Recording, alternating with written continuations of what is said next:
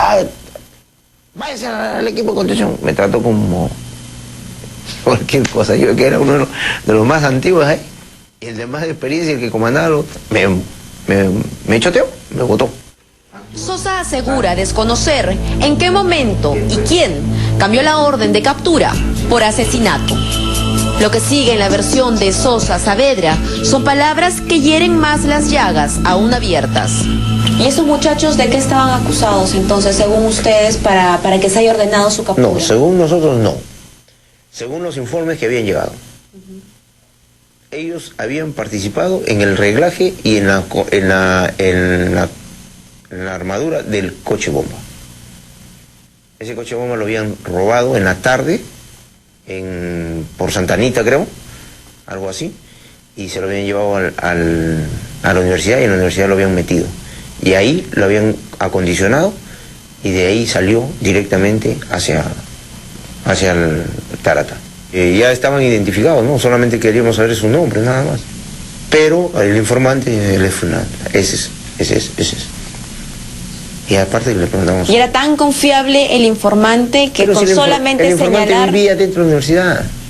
Sabía quiénes eran terroristas y quiénes no. ¿Pero no había riesgo de error? El informante vivía dentro de la universidad, era parte de la universidad, y los agentes de inteligencia que estaban infiltrados paraban todo el día dentro de la universidad. Los 9 estudiantes y el profesor fueron llevados en 2 camionetas hacia un campo de tiro en la carretera Ramiro Prialé. ¿Qué fue lo que sucedió en ese campo de tiro? En ese campo de tiro, cuando los ponen a los muchachos en fila ahí para hacerles un interrogatorio. ¿Cómo los colocan? ¿De rodillas, parados? Algunos se han arrodillado, otros se han sentado. No, sentados y arrodillados. Bueno, y tú tienes algo que decir, a ver, defiéndete, ¿qué tienes que decir el otro? A ver, ¿cómo te llamas? ¿Qué tú el otro? ¿Qué has hecho hoy día en la tarde? Ah, bueno, a ver qué pasaba. Pero uno de ellos dijo, oye, cállate, no digas nada de este cachoco, concha su madre. Porque al final ya sabemos que mañana salimos. Vive el partido, carajo. No se olviden que el partido tiene 1000 ojos y 1000 oídos. Así es, nos desafiaron. Yo creo que eso, en parte, a los muchachos los enervó. Porque yo tenía la esperanza de que Martín cambiara. Pero igual jalaste el gatillo. En ese momento no. A mí me botaron atrás. ¿En la cantuta tú no disparaste? No disparé. Yo no disparé. Detrás de esta declaración tuya, tienes a 10 familias, tienes a 10 madres, que seguro te van a escuchar. ¿Sí? Y va a ser máxima su indignación porque tú estás acusando a sus hijos de terroristas. Así es. Yo las entiendo, las comprendo. Entiendo su dolor. Son madres, son padres, son hermanos o son hermanas. Lógico. Pero de repente ellos no sabían pues en qué andaban metidos sus familiares. Nadie dice, pues yo voy a salir a poner un coche bomba, pues no, espérame a tal hora para que me abra la puerta. Y así hayan sido terroristas, ellos merecían morir de esa manera, no solamente les dispararon. La gente que murió en Tarata. Pero escúchame, no solamente les dispararon, sino también los enterraron, los calcinaron, los volvieron a sacar, los volvieron a enterrar, los quemaron. Los que murieron en Tarata. La gente inocente que murió en Tarata. Pero tú estás justificando una muerte. No. Ustedes no eran Dios. Yo no estoy justificando. Igual como tú me dices a mí que yo no era Dios, y yo te digo, ellos eran dioses. Para ir y matar a la gente inocente que estaba durmiendo ahí en Tarata.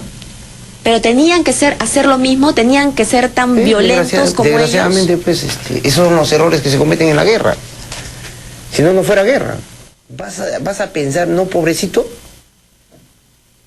Estás pensando en cuánto balazo le vas a meter y por dónde se lo vas a meter. Hoy, casi todos los miembros del Grupo Colina se encuentran en prisión y el juicio al expresidente Alberto Fujimori a punto de iniciarse. Si el chino tiene responsabilidad en esto, si el presidente Fujimori tiene responsabilidad en esto, yo creo que el único que puede decirlo es el comandante general. Hermosa. ¿Piensa entregarse?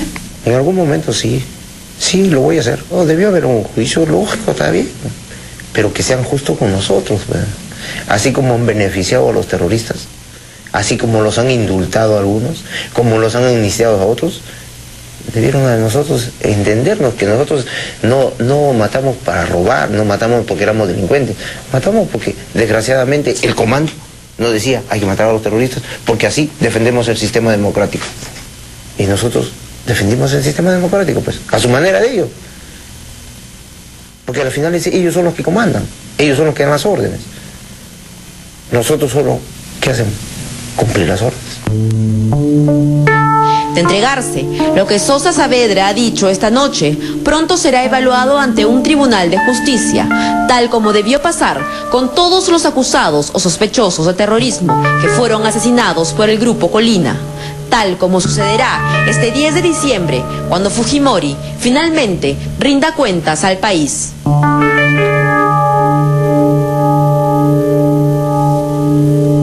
Contra el terrorismo, y los que matamos eran terroristas.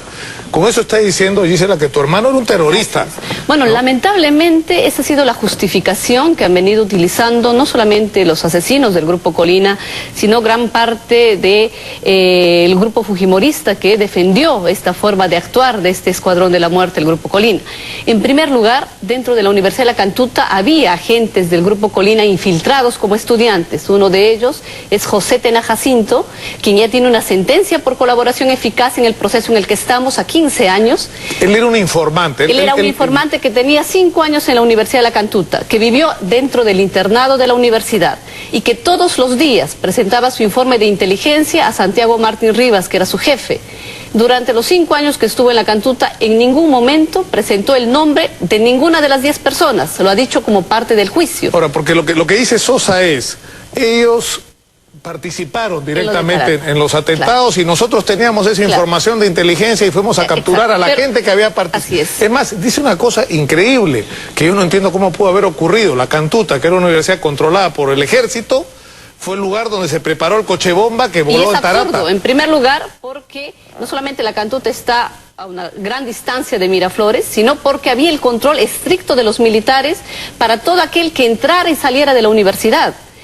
Imposible que pudieran introducir un auto, una camioneta, lo que fuese a la universidad sin pasar por ese control del ejército que estaba en la puerta. Nosotros vivíamos toque de queda dentro de la universidad desde las 9 de la noche. Tú eras estudiante de la universidad en ese momento. Era alumna de lengua y literatura en el 6º ciclo, entonces yo he vivido lo que ha sido ese control militar. Entonces había definitivamente muchísima vigilancia por parte del ejército, no solamente las actividades que se hacían dentro de la universidad, las clases que se desarrollaban, estaban prohibidas todas las actividades culturales o académicas que concentraran gente, y el control, como te digo, no solamente en la puerta era muy estricto, sino principalmente para quienes vivíamos. ¿Por qué entró este grupo que supuestamente era un grupo de inteligencia y capturó a estos 9 estudiantes, dentro de los que estaba tu hermano, y a este profesor, y los ejecutaron? ¿Por qué? Lo que sale del proceso judicial en el que estamos, esta fue una acción de venganza del Grupo Colina. La estrategia creada por Santiago Martín Rivas era la del ojo por ojo. Frente a una acción de Sendero, responder con la misma maldad, con el mismo salvajismo por parte del ejército. Hasta ahora nosotros no sabemos quién hizo la relación de estas 10 personas. José Tena, como te digo, el agente Colina lo ha negado. Se supone que había... O sea, él que estaba adentro, él dice, yo no puedo dar fe que ellos eran de Sendero. No, porque los nombres que él presentaba en sus informes eran otros nombres de gente que vivía en los barrios fuera de la universidad, porque era difícil que algún movimiento subversivo operara dentro de una universidad intervenida militarmente. Entonces, es cierto también que hasta ahora nosotros no sabemos por qué y quién fue el que hizo esta relación con las 10 personas Ahora, yo de la universidad. ¿Puedo decir algo, Gisela? O sea, yo te conozco hace 13 años, 14 años. 13, 14 años, ¿no es cierto? Desde que ocurrió esta tragedia. Y yo he sido testigo de excepción, creo, porque además era parte de la estrategia de Sendero Luminoso. Sendero Luminoso, con su comité de familiares, con sus abogados, envolvía a las familias de las víctimas y las reclutaba. Era una manera de reclutar. Y yo creo que puedo dar fe de que tú no tienes nada que ver con Sendero Luminoso. Por supuesto que no. Pero tú puedes dar fe de que tu hermano no tenía nada que ver. No solamente de mi hermano, yo puedo dar fe de todos los muchachos a los cuales yo he conocido en la universidad. Del mismo profesor Hugo Muñoz, que ha sido jefe de la Oficina de Bienestar Universitario en La Cantuta y con quienes nosotros como alumnos internos teníamos una relación muy directa. Ahora, Es cierto que esta justificación que ponen los asesinos es también para justificar la forma de actuar que ellos tenían como parte de la política de Estado de Fujimori.